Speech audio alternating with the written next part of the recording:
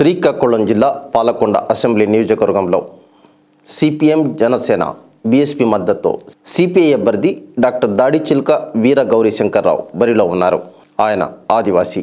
విజయనగరం జిల్లా పలికవలస గ్రామంలో 1968 ఏప్రిల్ 30న శంకర్రావు జన్మించారు. ఆయన ఎంబీబీఎస్ వరకు చదివారు.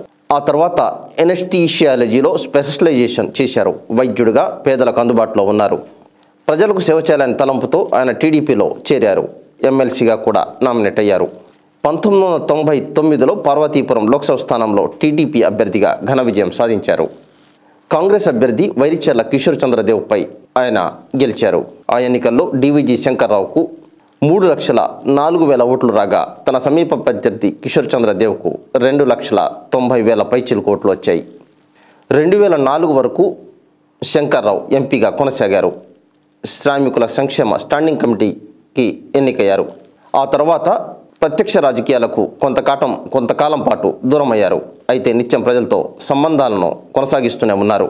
సామాజిక న్యాయం, రాష్ట్రానికి ప్రత్యేక హోదా, అగ్రిగోల్డ్ ఉద్యమాల్లో సిపిఐ చురుగ్గా వ్యవహరిస్తున్న తరుణంలో ఆయన 2019లో సిపిఐలో చేరారు. గిరిజన నేతగా, గతంలో ఎంపీగా ప్రజా సంబంధాలున్న శంకర్రావును పాలకొండ అసెంబ్లీ అభ్యర్థిగా సిపిఐ అధిష్టానం ప్రకటించింది. సిపిఎం, జనసేన, బీఎస్పీ మద్దతుతో ప్రస్తుతం శంకర్రావు ప్రచారంలో దూసుకుపోతున్నారు. టీడీపీ నుంచి నిమ్మక జయకృష్ణ, వైసీపీ నుంచి వి కళావతి ఈ నియోజకవర్గంలో పోటీ చేస్తున్నారు. పుస్తకపట్నం రచనలు ఆయన ప్రధాన ప్రవృత్తులు. ఆయన రచించిన ఆశాజీవులు పుస్తకం జనాదరణ పొందింది. 2019 ఎన్నికల ముందు కొత్తూరు నియోజకవర్గం కమ్యూనిస్టు పార్టీకి కంచుకోటగా ఉండేది.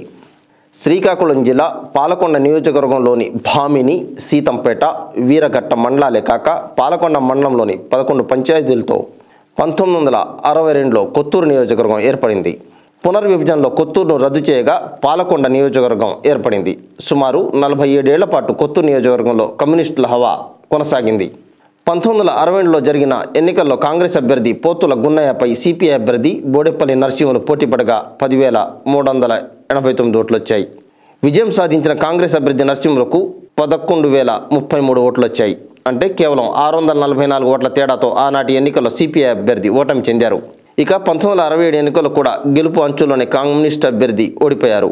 ఆ ఎన్నికల్లో సిపిఐఎం అభ్యర్థి బిడ్డికి లక్ష్మీనారాయణ, కాంగ్రెస్ అభ్యర్థి మీనక సబ్బన తలపడగా సిపిఎం అభ్యర్థికి 12,487 ఓట్లు వచ్చాయి. కాంగ్రెస్ అభ్యర్థికి 13,736 ఓట్లు వచ్చాయి. అంటే కేవలం 1,245 ఓట్ల తేడాతో ఓడిపోయారు. ఆ తర్వాత టీడీపీ పొత్తులో భాగంగా ఆ నియోజకవర్గాన్ని కమ్యూనిస్టులు కోల్పోయారు. డీవీజీ శంకర్రావు ప్రచార సరళి ప్రధాన పార్టీల్లో గుబులు పుట్టిస్తుంది. పాలకొండ నియోజకవర్గంలో జనసేన, సిపిఎం, బీఎస్పీ బలపరిచిన సిపిఐ అభ్యర్థి మాజీ ఎంపీ డీవీజీ శంకర్రావు పోటీలో ప్రధాన పార్టీలకు ఏమాత్రం తీసిపోకుండా ముందుకు దూసుకుపోతున్నారు. శంకర్రావు గట్టి పోటీ ఇవ్వటమే కాక విజయావకాశాలు సాధించే అవకాశం ఉందని రాజకీయ పరిశీలకులు భావిస్తున్నారు. మాజీ ఎంపీగా శంకర్రావు ఈ నియోజకవర్గంలో అందరికీ సుపరిచితులు, సౌమ్యులు. ఎప్పుడు ప్రజల పక్షాన సమస్యలపై పోరాడుతున్న కమ్యూనిస్టులకు ఏజెన్సీ ప్రాంతంలో మంచి పట్టుంది. దీనికి తోడు మైదాన ప్రాంత యువకుల్లో జనసేన అధినేత పవన్ కళ్యాణ్పై అభిమానం ఉంది. ఇప్పటికే పాలకొండ నియోజకవర్గంలో సిపిఐ అభ్యర్థి డీవీజీ పోటీపై గ్రామాల్లో జోరుగా చర్చ కొనసాగుతుంది. పాలకొండ నియోజకవర్గంలో తమ పార్టీ విజయాన్ని కమ్యూనిస్టులు కృతనిశ్చయంతో ముందుకు సాగుతున్నారు. జిల్లా రాష్ట్ర స్థాయి నాయకులు ప్రచార ప్రతి వ్యూహంలో ముందుకు కదులుతున్నారు. ధన రాజకీయాల నుండి జన రాజకీయాలకి, అదేవిధంగా బహుజన రాజకీయాలకి పరిచయం చేద్దాం సమాజానికి అన్న ఉద్దేశంతో వామపక్షాలు, సిపిఐ, సిపిఎంలు, అదేవిధంగా జనసేన, బహుజన సమాజ్ పార్టీ ఆధ్వర్యంలో ఆ ఎలియన్స్లో నేను ఉమ్మడి అభ్యర్థిగా సిపిఐ కంకి కొడవలి గుర్తు మీద పాలకొండ నియోజకవర్గాన్ని పోటీ చేస్తున్నాను. పాలకొండ నియోజకవర్గం అత్యంత వెనుకబడిన నియోజకవర్గం. రైతులు, గిరిజనులు, స్త్రీలు అధికంగా ఉన్న జనాభా ఉన్న ఈ ప్రాంతం. అదేవిధంగా ఈ ప్రాంతంలో సమస్యలు కూడా చాలా అధికంగా ఉన్నాయి. వీటిని పరిష్కరించడానికి సరైన కృషి చేయాల్సిన అవసరం ఉంది. ముఖ్యంగా నేను గతంలో 20 సంవత్సరాల క్రితం ఎంపీగా ఉన్నప్పుడు ఏ తోటపల్లి ఆధునీకరణ కోసం పోరాడానో అదే సమస్యలు ఇప్పటికీ ఉండడం సిగ్గుచేటు. తోటపల్లి కాలువల ఆధునీకరణ పూర్తయితే ఈ ప్రాంతంలో 40,000 ఎకరాలు సాగులోకి వచ్చి 2 పంటలకి నీరు వచ్చి రైతులు హాయిగా ఉంటారు. అయితే వాటి గురించి ప్రభుత్వం నిధులు ఇవ్వకుండా కేవలం మాటలతో కాలం వెలిబుచ్చింది. మొదటగా నేను ఆ సమస్య పరిష్కారానికి కృషి చేయాల్సి ఉంది. అదేవిధంగా అటవీ హక్కుల చట్టం పోడు భూముల పట్ట కోసం కృషి చేయాల్సిన అవసరం ఉంది. ఈ గిరిజన ప్రాంతంలో పోడు వ్యవసాయం చేస్తున్న భూములకి పట్టాలు లేవు.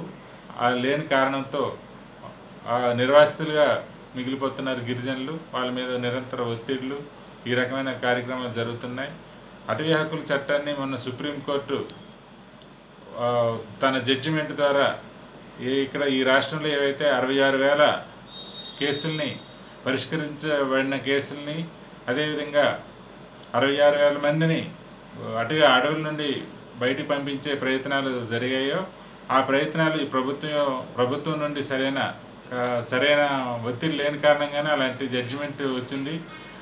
దానికి అందులో భాగంగానే ఈ పాలకొండ నియోజకవర్గంలో కూడా ఆ సమస్య ఉంది. అటవీ హక్కులు చట్టం సక్రమంగా అమలు చేయడానికి కూడా మేము కృషి చేయాల్సి ఉంది. అదేవిధంగా సవర భాష గురించి సరైన తీరులో దాని అభివృద్ధికి, దాని ఉనికి, సంస్కృతిని కాపాడాల్సిన అవసరం ఉంది. విద్య, వైద్యం ఈ ప్రాంతంలో బాగా వెనకబడి ఉన్నాయి. ప్రభుత్వ పాఠశాలలో సరైన విద్య దొరకటం లేదు. అదేవిధంగా ఉన్న బడులు కూడా రేషనలైజేషన్ పేరుతో మూసేసిన పరిస్థితులు ఉన్నాయి. మా మేనిఫెస్టో ద్వారా విద్యని పీజీ నుండి పీజీ వరకు, కేజీ నుండి పీజీ వరకు విద్యని ఉచితంగా అందించాలని మాకు మేనిఫెస్టోలు ఉంది. దాని ప్రకారం వెళ్తాం. అదేవిధంగా వైద్య ఆరోగ్య పరిస్థితులు కూడా బాగా చూసుకోవాల్సిన అవసరం ఉంది. వాటిని కూడా అభివృద్ధి చేయాల్సిన అవసరం ఉంది.